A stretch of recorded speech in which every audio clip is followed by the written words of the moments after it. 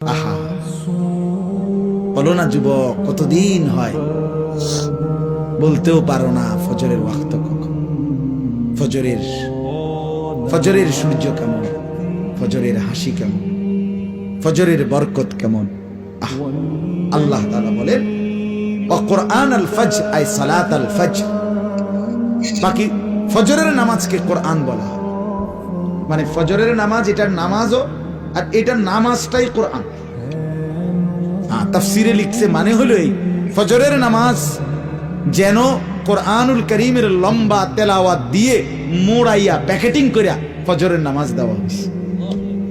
ফজরের নামাজ যেন কোরআন মোড়ানো, কোরআন দ্বারা প্যাকেটিং করা। এই জন্য ফজরের নামাজের তেলাওয়াত কোরআন শরীফ লম্বা হয়, লম্বা হয় না?